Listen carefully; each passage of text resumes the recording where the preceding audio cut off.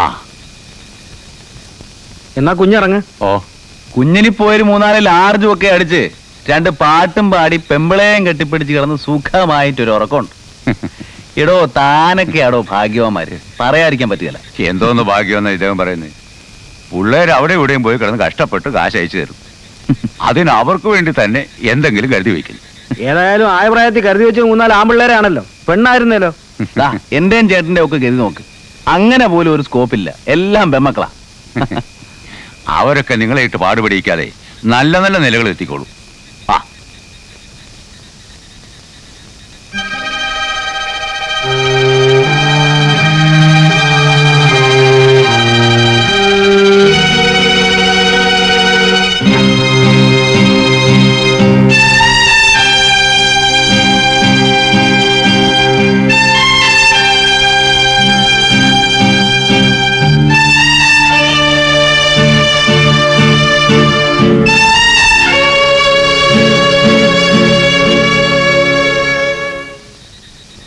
എന്താ തന്തപ്പടി പോകാതെ നിന്ന് ലാത്തി? ഏയ് ചുമ്മാ പുള്ളി ഓരോന്നിങ്ങനെ വെറുതെ പറഞ്ഞ്. ഞാനൊരു കത്തയച്ചിരുന്നു. ആ കിട്ടി. കിട്ടിയെന്ന് തോന്നി. എങ്ങനെ? ചേട്ടന്റെ മുഖം കണ്ടപ്പോ മനസ്സിലായി. ഇഷ്ടമല്ലെങ്കിൽ ഇഷ്ടമല്ലാന്ന് എഴുതണം, ആണെങ്കിൽ ആണെന്ന്. അഭിപ്രായം അനുവാദമൊക്കെ അറിയാൻ വേണ്ടിയിട്ടാണ് കത്തെഴുതി. അഭിപ്രായം എന്റേത് എങ്ങനെയായിരിക്കുമെന്ന് ഞാൻ പറയാതെ തന്നെ നിനക്കറിയാം. പിന്നെ അനുവാദത്തിന്റെ കാര്യം, നിന്റെ ഭാഗത്തിൽ കിടക്കുന്ന വസ്തുവും വീടും അതിപ്പോ കൊടുക്കുകയോ കൊടുക്കാതിരിക്കുകയോ എന്നുള്ളത് നിന്റെ ഇഷ്ടമല്ലേ. അതിൽ എന്റെ അനുവാദത്തിന്റെ റെലവൻസ് എവിടെ? റെലവൻസ് ഉണ്ടെന്ന് തോന്നിയിട്ടായിരിക്കുമല്ലോ കത്തെഴുതിയിട്ട് 1 മാസം കാത്തിട്ട് മറുപടി കിട്ടാതെ വന്നപ്പോ വീണ്ടും ഒരു റിമൈൻഡർ കൂടെ അയച്ചത്. വെറുതെ എന്തിനാ മണി ഈ വലിയ വർത്തമാനം പറയുന്നത്? ബാംഗ്ലൂരിൽ ഫ്ലാറ്റിന് അഡ്വാൻസ് കൊടുത്തു എന്ന് കേട്ടപ്പോൾ തന്നെ എനിക്ക് മനസ്സിലായി എന്റെ അനുവാദത്തിന് നീ എന്ത് വില കൊടുത്തിട്ടുണ്ടെന്ന്. ഒരു ഇല്ലണ്ടിൽ 2 പേര് മറുപടി എഴുതാൻ സമയം കിട്ടാത്ത ആളിനോട് പിന്നെ കമ്മ്യൂണിക്കേറ്റ് ചെയ്യണമെങ്കിൽ നേരിട്ട് ബോംബെ വന്ന് കാണണം. എന്നൊന്നും ഞാൻ പറഞ്ഞില്ലല്ലോ. പിന്നെ ഞാൻ ഒന്നും പറഞ്ഞില്ലല്ലോ, നീയല്ലേ ഇങ്ങോട്ട് കയറി പറയാൻ തുടങ്ങിയത്.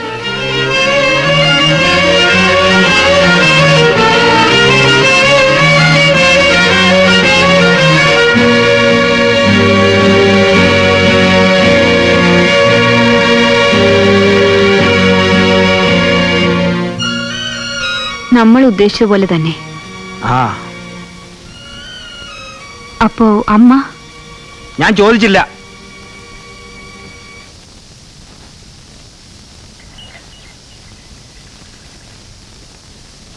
ഇത്തരം ക്രോഴ്സ് ആൻഡ് ക്രോഴ്സ് ഓഫ് കുഞ്ഞു മുട്ടകളാണ് പശുവിന്റെ വയറ്റില്. ഡെയിലി ഇങ്ങനെ കുറെ വീതം ഇട്ടോണ്ടിരിക്കും. ഇതിൽ ഏതെങ്കിലും ഒന്ന് വിരിഞ്ഞ് പശുവിന്റെ കുട്ടി പുറത്തു വരും. അതൊന്നും പറയാൻ പറ്റൂല. ദിവസം ഇതിവിടെ വന്ന് കളക്ട് ചെയ്ത് സൂക്ഷിച്ചു വെച്ച് നോക്കണം. ആ തള്ളപ്പശു അറിയാൻ പാടില്ല. ഇല്ല. അതുപോലെ അമ്മൂമ്മ അറിയരുത്. ഇല്ലമ്മേ. എന്നാലും ഇത് കൊണ്ടുപോയി വെച്ചിട്ട് വാ. ആരും അറിയരുത്.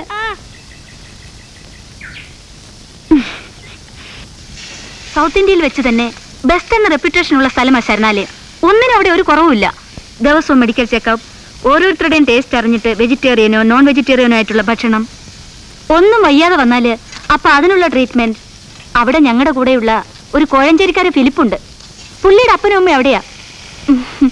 ചേട്ടൻ എപ്പോഴും പറയും ഞങ്ങൾക്ക് 2 പേർക്കും കൂടെ അവിടെ 2 സീറ്റ് റിസർവ് ചെയ്തിടാമെന്ന്. അപ്പൊ ബാംഗ്ലൂരിലെ ഫ്ലാറ്റോ? അയ്യോ, ഇപ്പോഴേ അങ്ങ് പോവാനല്ല, വയസ്സാവുമ്പോ.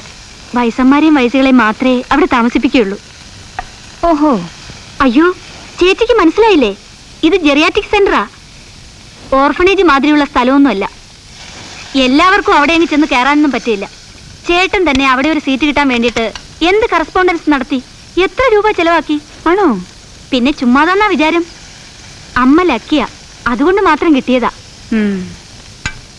ഈ ചേച്ചിയുടെ കൈകൊണ്ട് തൊട്ടാൽ എന്ത് ടേസ്റ്റാ. അവിടെ ഒരാൾ എപ്പോഴും പുകഴ്ത്തല ചേച്ചിയുടെ കുക്കിങ്ങിനെ പറ്റി പറഞ്ഞു. എന്നിട്ട് എന്നെ ചീത്തേ.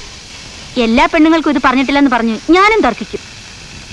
അമ്മയെ മാറ്റി താമസിപ്പിക്കാൻ തീരുമാനിച്ചതുകൊണ്ട് വീട് കൊടുക്കുന്നതിനെ പറ്റി ആലോചിക്കുന്നു, വീട് വിൽക്കാൻ തീരുമാനിച്ചതുകൊണ്ട് അമ്മയെ മാറ്റി താമസിപ്പിക്കുന്നു? ഇല്ല, എനിക്കിത് ചോദിക്കേണ്ട കാര്യമൊന്നുമില്ല.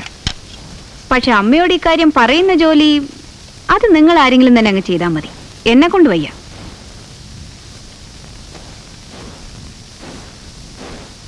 റെഡി?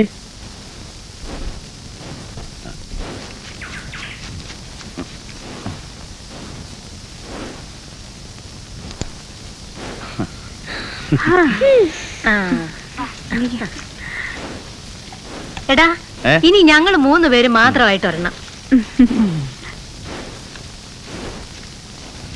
വാ.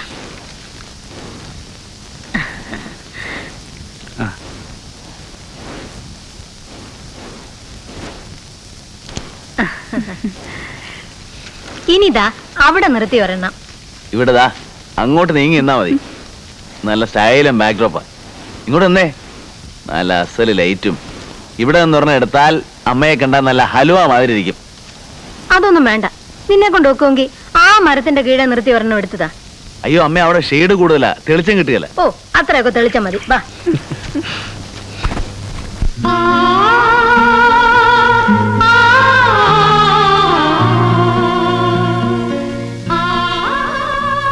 ആ റെഡി?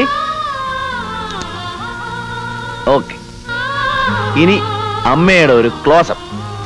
ഓ ഇനിയൊന്നും വേണ്ട. അവിടെ നിന്നേ. ആ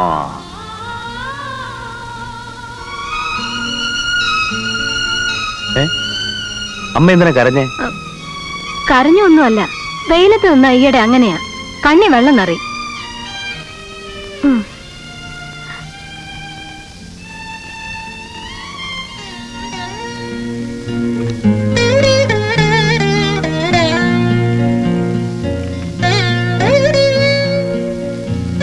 എനിക്ക് ഇവിടെ വന്നാൽ അങ്ങനെ. അച്ഛന്റെ പേരാ അമ്മ ഈ മാവിനിട്ടേക്കുന്നത്. ഓഹോ, ഒറ്റയ്ക്കിരിക്കുമ്പോ നിങ്ങളെല്ലാം കാണണമെന്ന് തോന്നും. അപ്പൊ അങ്ങനെ കാണാനാ. അതുകൊണ്ട് ഓരോ മരത്തിനും ഓരോ പേരിട്ടങ്ങ് വിളിക്കും. ആദ്യമൊക്കെ ഞങ്ങൾ 2 പേരും കൂടെ ആയിരുന്നു പേരിട്ടിരുന്നത്.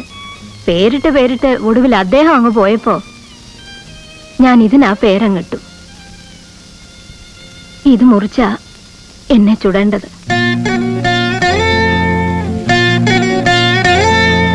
നിങ്ങളുടെ 3 പേരുടെയും പേരുള്ള മരങ്ങളുടെ ഇടയിൽ കൂടെ എടുത്ത് ആ പുളിയുടെ തെക്ക് മാറ്റി കുഴിയെടുത്ത് ഇത് മുറിച്ച്, അങ്ങനെയൊക്കെയാ എന്റെ മനസ്സിലെ ആഗ്രഹം. അമ്മയുടെ ആഗ്രഹം പോലെ അതൊക്കെ അങ്ങ് നടക്കും. പക്ഷെ ഓരോ തവണ വരുമ്പോഴും ഇതിങ്ങനെ ഓർമ്മിപ്പിക്കുന്നത് ഒരു ബോറാ. നിങ്ങൾക്ക് ഇത് ഓർത്തോണ്ടിരിക്കാൻ എവിടാ സമയം? മറന്നുപോയാലോ? എന്നാലും മരിച്ചു കഴിഞ്ഞ് എങ്ങനെയൊക്കെ ചെയ്യണമെന്ന് മുമ്പേ കുട്ടി പറഞ്ഞു വെക്കുന്നതാ നല്ലത്. ഭർത്താവായാലും മക്കളായാലും അവരുടെ സൗകര്യത്തിന് വിട്ടുകൊടുത്താൽ അവർക്ക് തോന്നിയതൊക്കെ കാണിക്കും.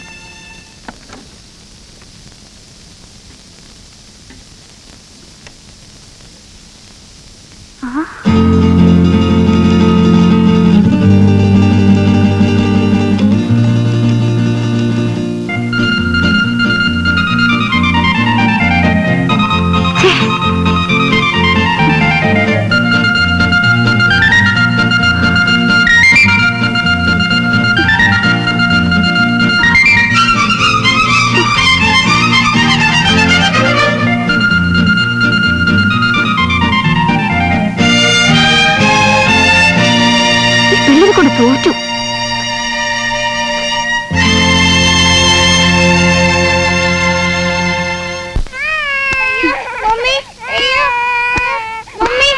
ഒന്നാന്തരം പെട്ടിയും ഡ്രസ്സും നിറച്ച് ആട്ടും കാണാൻ കൊണ്ടുവന്ന് പുരട്ടുക.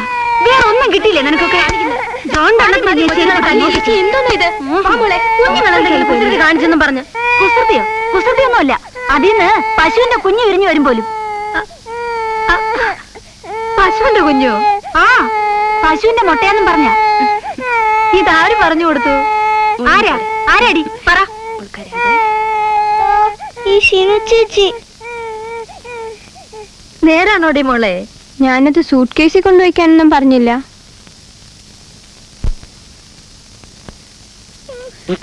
ഓ, ഇതത്ര വലിയ കലാമറ്റി ഒന്നും ആക്കണ്ട പിന്നെ കാര്യമില്ല. പുത്തൻ ഡ്രസ്സില ചണ്ടി അഴുക്കം കൊണ്ട് തേച്ചേക്കുന്നേ. ഒന്ന് ചെന്ന് നോക്ക്. ആട്ടുംകാട്ടമല്ലേ, അതെങ്ങും വിരളുകയും പറ്റൂല. പാറ്റാവിളിയമാരെ കിടന്നോളും. പോരായെങ്കിൽ ആട്ടും പുഴുക്കാക്കി ഔഷധ ഗുണമുണ്ടെന്നും പറയാറുണ്ട് അല്ലേ മേ? അങ്ങനെ തന്നെ പറഞ്ഞു കൊടുത്ത് പിള്ളേരെ വളർത്തണം. എങ്കിലല്ലേ നാളെ ഒരു പട്ടിയുടെ തീടം കൊണ്ടൊന്ന് ഡ്രസ്സിന്റെ ഇടയിൽ ഇടുള്ളൂ. എല്ലാരും ചിരിച്ചോ. ഇനി അത് മുഴുവൻ എടുത്ത് ഒന്നേന്ന് ഡ്രൈ ക്ലീൻ ചെയ്തിട്ട് എന്റെ പൊന്നുമക്കള് നല്ല ഡ്രസ് ഇട്ടാ മതി. മക്കളെ ധൃതി പിടിക്കണ്ട. പശുവിന്റെ കുട്ടിയെ അമ്മൂമ്മ കാണിച്ചു തരാം.